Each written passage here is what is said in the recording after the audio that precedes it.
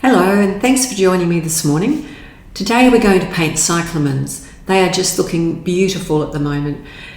They're rich, vibrant colours. They have such wonderful, interesting shaped petals, the colours on and textures on the leaves, and they've got lots of positive and negative shapes between the leaves and the petals. So I hope you're going to enjoy what we do today. Paint along, and I'd love to hear some comments, and maybe there's other painting demonstrations you'd like to see. Please let me know. So here I've drawn up my cyclamens. I've just really focused on lots and lots of flowers up there, which will have lots of colour, and then I'll have lots of negative space down to the leaves here, and then I've got the pot. So let's start. I'm going to just put lots of water up there at the top. I want this to be an abstracted sort of painting where the flowers actually go off the paper. This is not going to be a really neat painting. Okay, while that water just settles a little bit on the paper, I'm going to mix my first wash, which is going to be Quinacridone Pink, or Quinacridone Opera in Holbein. So as you can see, that is a super bright, super cold colour. So I think I'd better mix some rose madder with that just to calm it down a little bit. And I will even put some yellow in that, just to make it a little less bright. This video is actually showing the colours way brighter than they really are. Okay, so I'm just going to come in. I don't want it too bright at this stage. I can always brighten it up after, like maybe a little bit brighter than that. And then out here I've got another petal. I'll keep that nice and bright there. And then there's another petal just sort of trailing down here. Yep, that looks okay. I really like soft edges, so get these edges soft right from the start. Otherwise, when they dry, they can look very, very hard and not as interesting if the whole thing is very sharp edged. Okay. Soften it off a bit, and to continue around, mix up a little bit more. That's some Quinacridone Red. Now at the same time I'm going to do my stems for these flowers. I'm doing Prussian Blue and Quinacridone Gold. Sorry, I think I'm stepping in front of the camera all the time. So that's quite a brilliant green. I think it's actually too bright for the flowers that I want to do. So I'm going to just put a little bit of white with that, just to calm it down a little bit. And while this is still wet, I want that to actually spread into what I've done as the petals. And then I'm just going to drag that stem down just by adding water. So if I go straight up there like that, and I'll add a bit of ultramarine or maybe a bit of Prussian blue to that, just to darken it up. That will give me a really interesting multicoloured stem, and you can see that it goes up there into the petals, and all of that looks good. So that's how I'm going to continue with this painting. And if you're painting along, you can either stop and pause the video or watch the whole thing, come back to it, whatever suits you. So I'll turn this off. The next video I'll do a bit of speed painting because it's quite a lot to watch. So I'll just So the colours I'm using are Quinacridone Opera from Holbein, all my paints are Holbein. I really like them because they're ground super fine and they're very transparent, and therefore because they're so transparent they're very bright. So I've got a mix of Quinacridone Opera here that I'm putting into Prussian Blue for a little bit of the background. The other colours that I've painted the Cyclamens with is a little bit of the Quinacridone Red, which I've mixed with a little bit of yellow to make it a warmer red than just using the pure Quinacridone Opera, which as you can see is super bright. Even though this video is showing up as a little brighter than it should be, that's okay. So if you want a darker pink, just add some ultramarine or Prussian blue with your opera pink and you'll get that really beautiful warm dark purple. That can be some petals that are right in the very far distant background or in deep shade.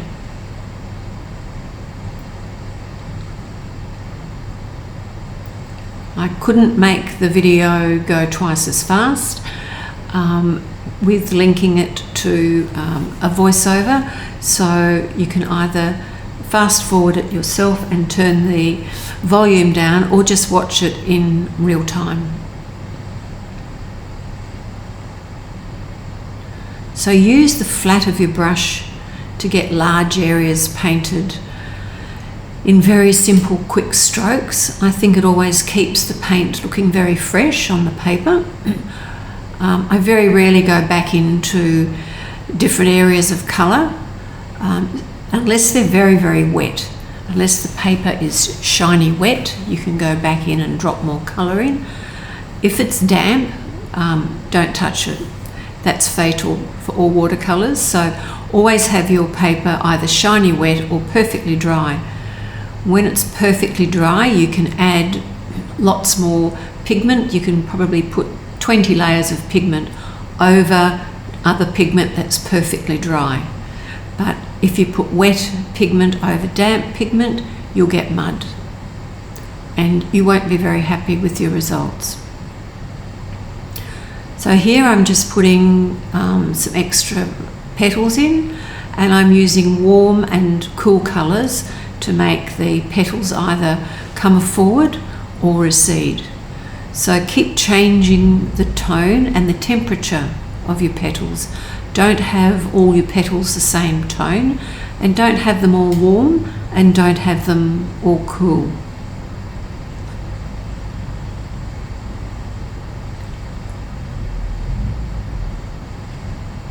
Also break up whether you're going to have light and dark petals.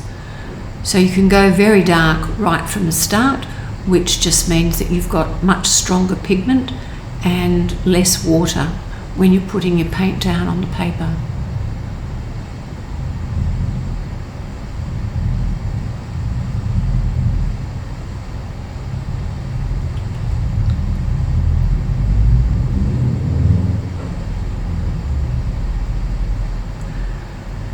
And if you look at the image on the right hand side, you can see that if you actually analyse those petals, very few of them actually look like cyclamen petals. They're just random shapes. It's probably only the one on the far right hand side that truly looks like a cyclamen flower. All the others are just hot pink petals and lots of lovely negative shapes between them. So you don't have to draw the perfect botanical cyclamens to get them to look like cyclamens. Just get the odd petal here and there and it will look like cyclamens for you. You can see there I've sprayed on the stems, and I'm going to do that again just to get a raggedy sort of edge to form down the stems, which I think always looks more interesting than just very straight perfect looking petals. You can also do the same on the edge of your petals as the edges of your stems if you want.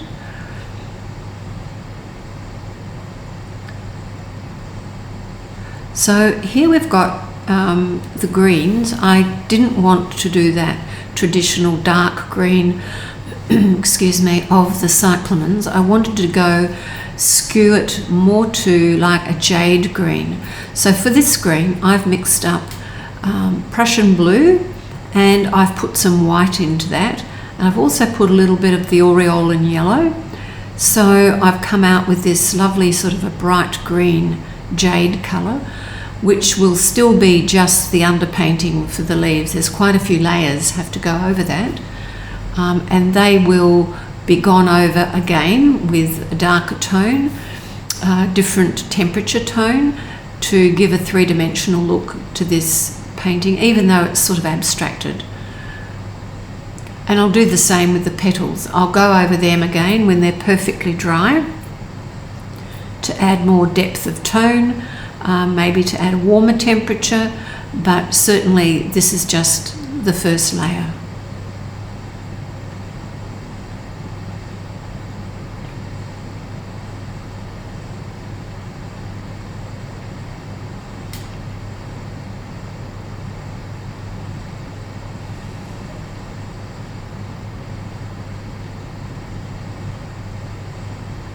I think it's very important too to keep those edges soft on the petals of the flowers and also on the edges of your leaves. Otherwise it will look very much like a craft type of painting and not something that's got an artistic feel to it. So you don't have to do a perfect painting unless you're doing a botanical work, and this is not botanical.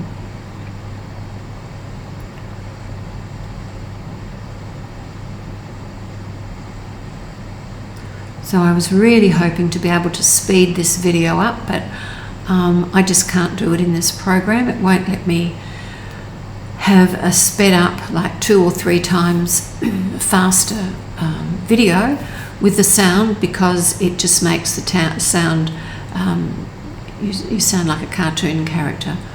So I couldn't do that, so I'm sorry about the inconvenience there. I hope you bear with me and just turn the sound off or put your own music on if you don't want to listen to me chatting on.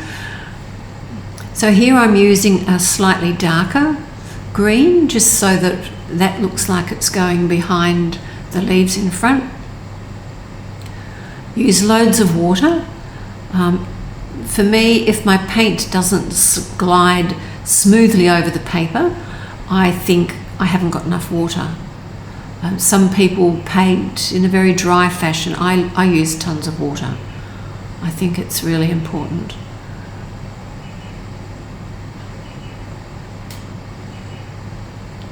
And I also like using a calligraphy brush because I can paint a large area at a time. So this is a half sheet of Bao paper, which is 38 by 56 centimetres, so it's quite a large size of paper. If you don't usually paint on large size paper, give it a go.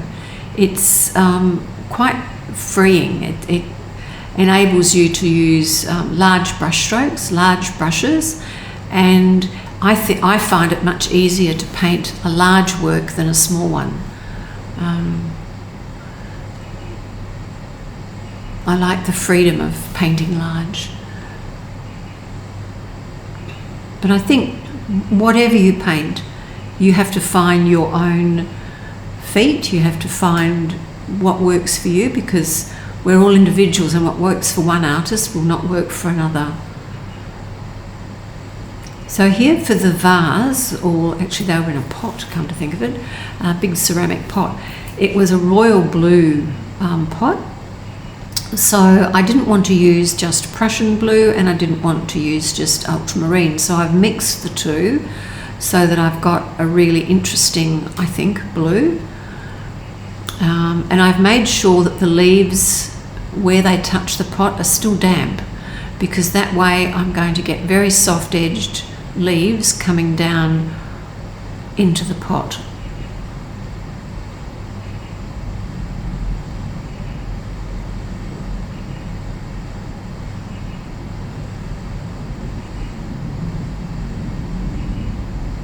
So I'm just leaving some white highlights there to replicate the shine on the pot, because it is a very shiny pot.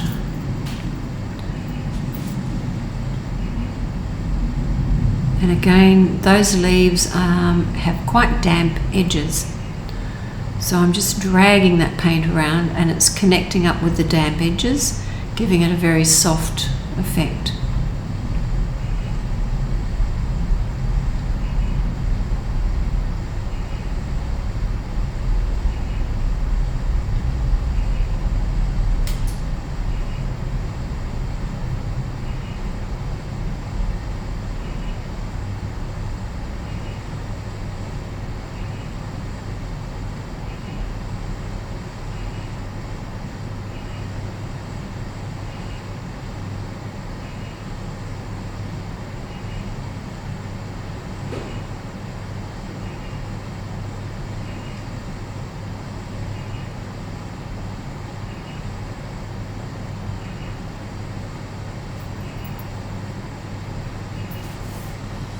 So while the base of the pot is still quite damp, I'm going to drag a reflection out from that. I don't want the base of this pot to be hard, because if it's hard, I really can't do anything with it later. If I decide to put a strong shadow, I haven't decided yet what sort of a reflection or shadow I'm going to put. But if I do it very soft, that gives me the opportunity to change it, add something to it, or subtract pigment away from that. But if it's got a hard edge, it's just impossible. You can't really do anything with it. So before these reflections dry, I'm just going to soften those a little bit.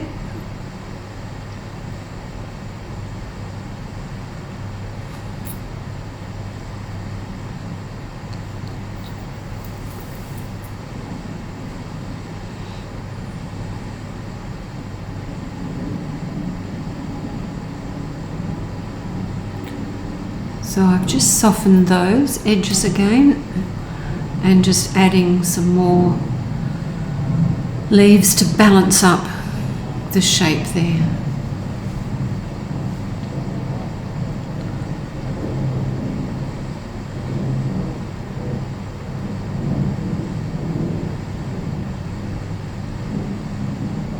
So any image that you're using for painting, you can always take that and use it as your inspiration. You don't have to feel that you've got to paint exactly what you see. You can change the colours, you can make your greens more blue, you can make your greens more purple if you want. Add purple to your leaves, which I'm going to do later for this painting. And you can put pinks in your leaves, and you can put greens into the flowers. So that, I call that reflected colour. It's always great to have reflected colour. So whatever's in one area of your painting, just try and include a little bit of that somewhere else in the work. Otherwise it can look quite isolated. So I've just put some water in that background at the top left hand side, so you can see how it's broken up the flatness of that paint. It's just water. So now I'm going to put another layer, because this is dry up the top.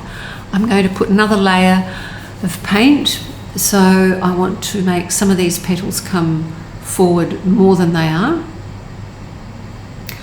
And you can see how vibrant those Holbein pigments are. They're fantastic. It's the most gorgeous. If you like pink, this is the colour for you.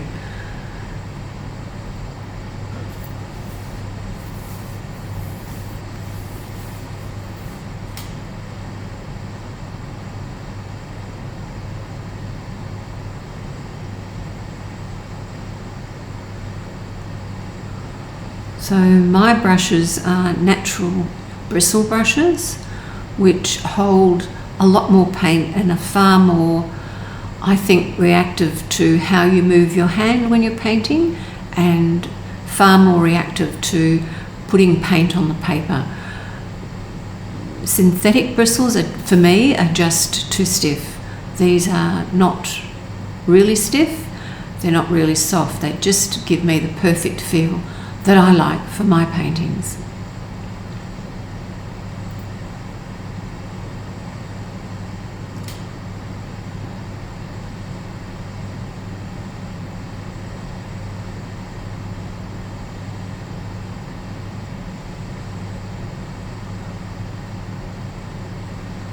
So again, a bit more depth of tone in there will just serve to show where the flower petals are coming from and give it a bit more definition.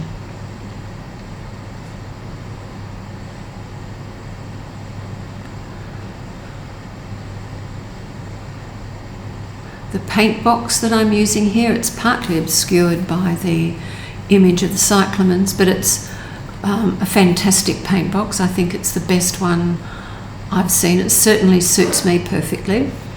It folds up beautifully, and it's called a cloverleaf paint box, and it was made by a wonderful artist called Barry Herniman. And if you look on the links and the information below this video, you'll see that the website details for his paint boxes, his cloverleaf paint box, are there if you want to buy one. They're really well made. I have actually dropped mine on its corner onto concrete from about 2 meters up or more, and nothing happened. It's just brilliant. So when you finish painting, you can just, the actual insert where the paint goes, I just squeeze out my tubes of paint in there. That will just lift out, and you can just rinse the whole thing clean under the tap and pop your paint palette back in, close it up, and you're good to go next time you paint. It doesn't weigh much, and it only folds up to something just a little bit more square, I suppose, than an envelope. It's fantastic. It holds 14 tubes of paint.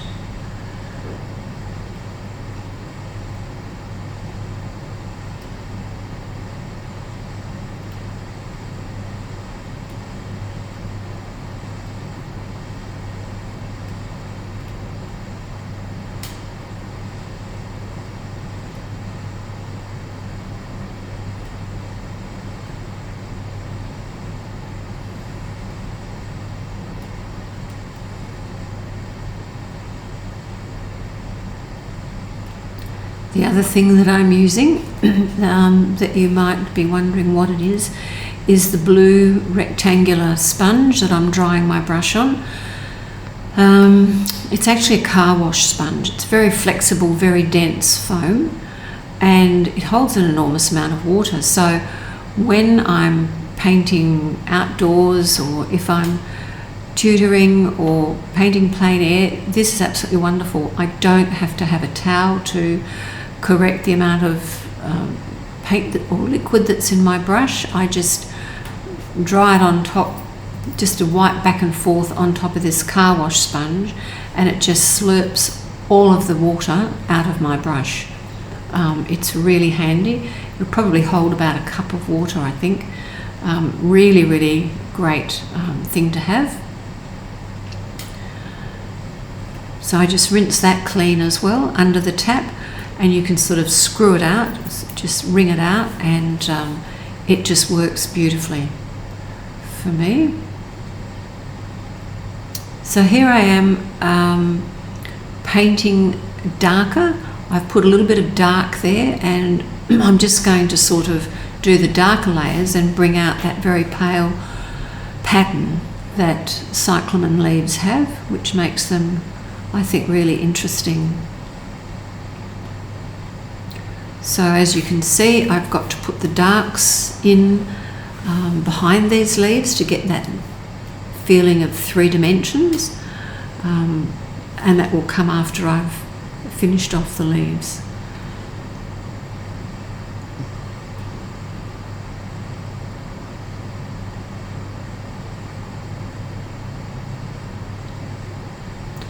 So the green I'm using there is again Prussian Blue and a little bit of Aureolin Yellow and white. Some people say watercolour, you can't use white. I think that's not exactly true, because if you are an artist, say for example, who uses cerulean has white mixed with it. So I think if you want to use white, go for it. So long as when you look at the painting, you don't think, oh, they've used white there. That's using white in the wrong manner. And I think we've all seen paintings where you think, oh, that doesn't look right. But if you use it and it doesn't look like you've used it, then that's okay, if it makes sense.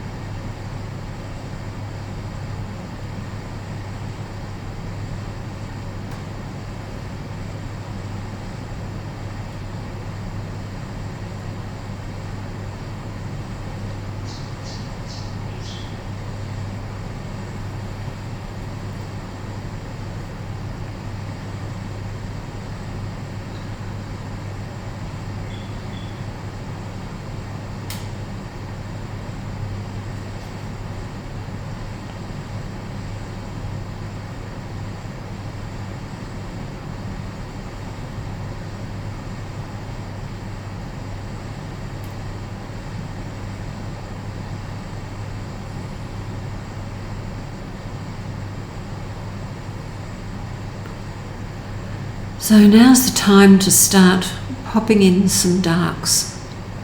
So if you put them in right where there's intense deep shadow between the leaves, these two pots of Cyclamens did have very dense petals, very dense leaves. So if you don't have them as dark as what you need to, your painting will lack that sense of depth. Another thing you can try is, if you think there's something wrong with your painting, photograph it in black and white. Just grab your camera or your phone and look at it in black and white. If your painting looks wishy-washy, it's because you don't have enough variation between the tonal values. You need 1/3 dark and 2/3 light in a painting, or you need 2/3 dark and 1/3 light. So you always have it unbalanced.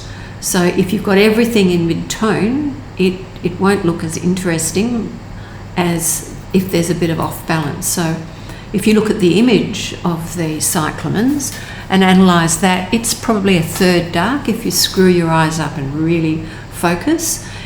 And the rest of it, there's a lot of mid-tone, but there's also a lot of light there, a lot of the lightest values, number 1 and 2. So you need some very, very dark and you need some very, very light. Always uneven amounts, never 50-50.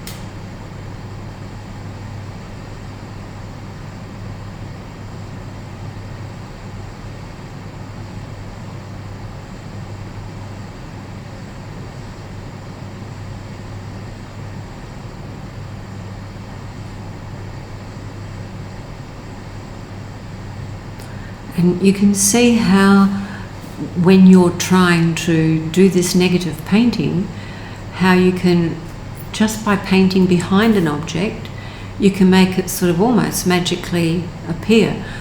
So that was all one tone before, completely flat, all one tone. A little bit of colour change. Some of the leaves were a little more blue or violety than the others, but they were all the same tone. So what I'm doing here is just painting in some real darks behind those leaves to make some come forward and to make some recede.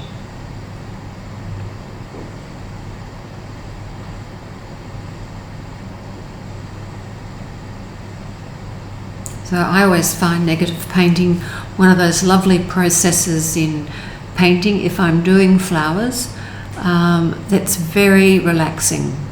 And you think, well, will I put dark there? Will I put light here? How can I make that stand out more? How can I make that recede? And constantly stop and look at your work and see where it is you're going. It's actually a good idea too to, as often as you can, get up and walk away from your painting, because if you're sitting there for a long time, you can often get quite stale and you don't see things as they really are. So if you go away, have a break, have a cup of tea, come back, you'll probably find that you see things through fresh eyes. So don't feel that you have to rush your painting.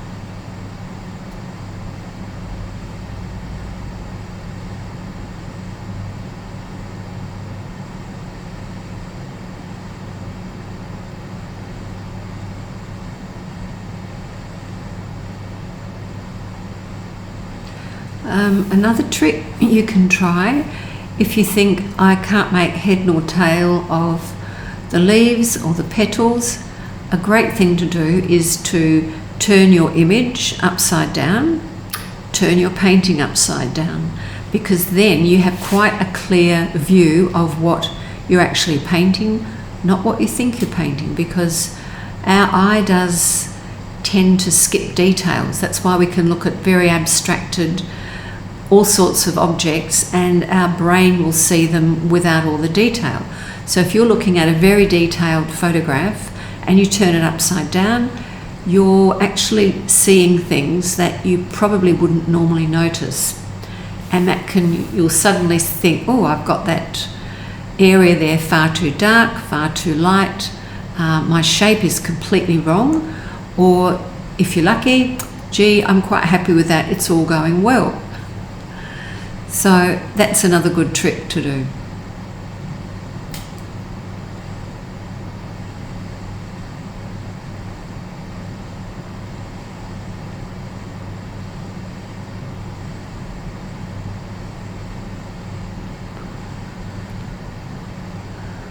Now there's no rhyme or reason really what I'm doing, how I finish off my paintings, because I can't really explain that myself. I just think that looks about right and I just do it.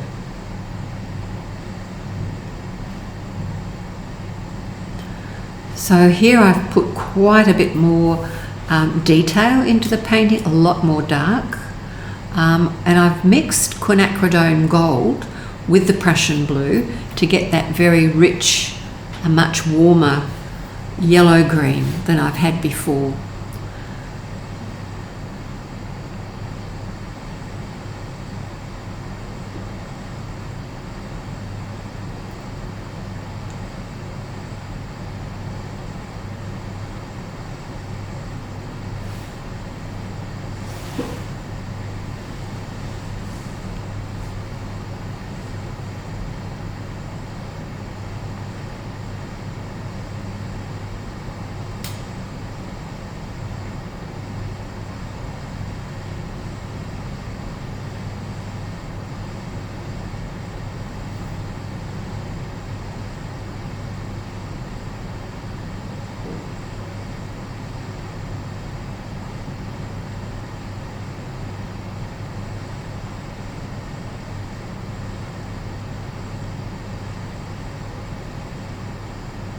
And I think that why painting is so good for you, they say it's very good for the brain because you're constantly having to make decisions and choices.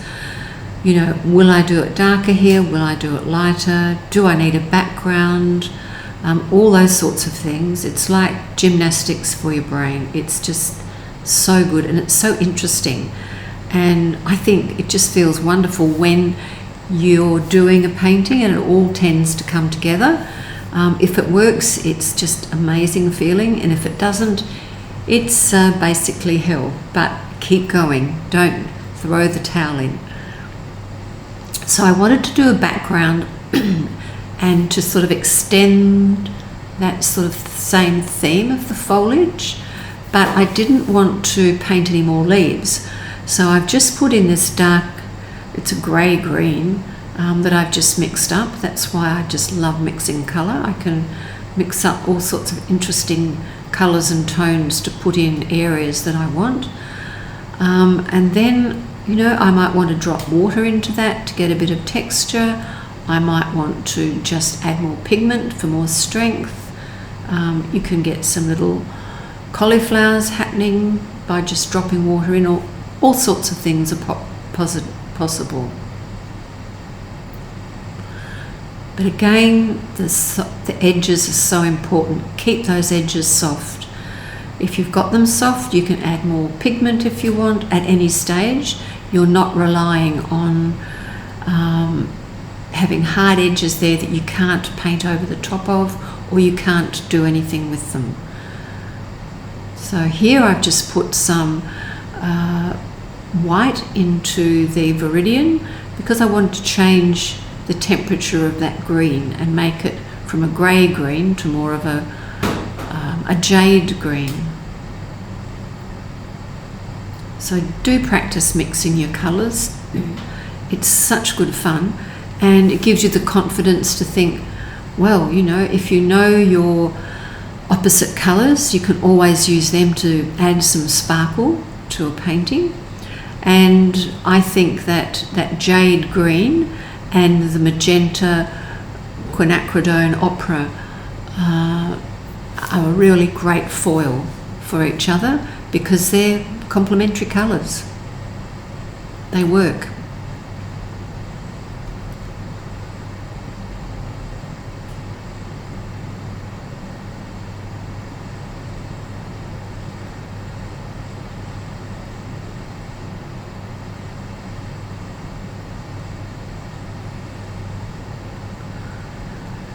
So I'm just going to balance up this side just a little bit with some more pigment.